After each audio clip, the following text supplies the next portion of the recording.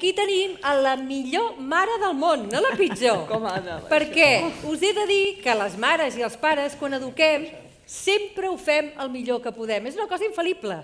Sempre ho fem el millor que podem. I qui digui el contrari està equivocat. Oi que sí?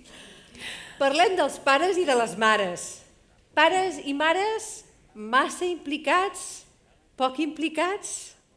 Fem interferències? No les fem? Quin ha de ser el nostre paper? Què volen les famílies ara?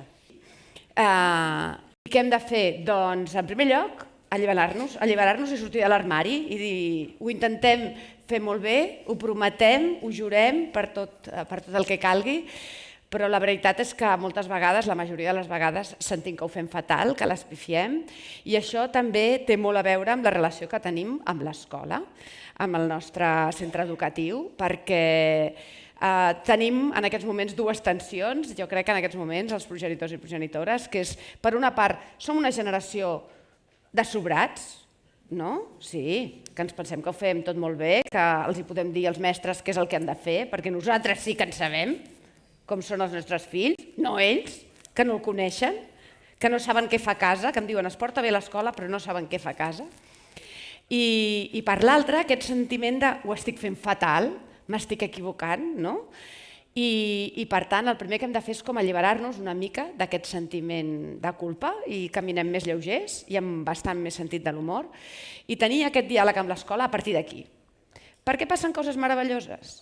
Si tu admets que tu ets imperfecte, admetràs, en general ja ho fem bastant, que els nostres fills, els nostres menors d'edat a càrrec ho són, i a més els perdonem molt més a ells la seva imperfecció que la nostra, i admetrem que el mestre, la mestra, el professor i la professora que tens al davant també ho és, i també li diràs al docent que tens al davant, però digues que jo també sóc imperfecta i que no passa res, sisplau, no em jutgis tan durament.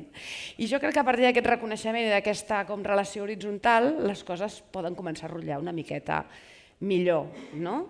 Jo demanaria a l'escola el mateix que demano a mi mateixa, molt sentit de l'humor, que les escoles en necessiten, jo crec que igual que tota la societat, a raig, que és a partir d'aquí on es pot començar a construir aquesta relació i on podem començar a riure'ns de nosaltres mateixos per aquesta sensació que tu deies. Jo sempre penso, si començo a demanar a l'escola a dir jo soc escriptora, us puc fer ajudar i puc fer això, i què feu, i què? Penso, pensant que sóc una llauna, una pesada, una insuportable, que no se'm posa el telèfon i és perquè sóc molt llauna, però ara que ja els tinc a la secundària i alguna a la universitat, dic, ui, és que no tinc temps, no faig res i no em coneixen a l'escola, també penso, home, quina barra, no? Vull dir que el punt mig, aquest punt mig, en aquest moment a la societat que és de tantes tensions, de blanc o negre, jo sempre demano, sisplau, una mica de gris, que tampoc és tan horrible el color.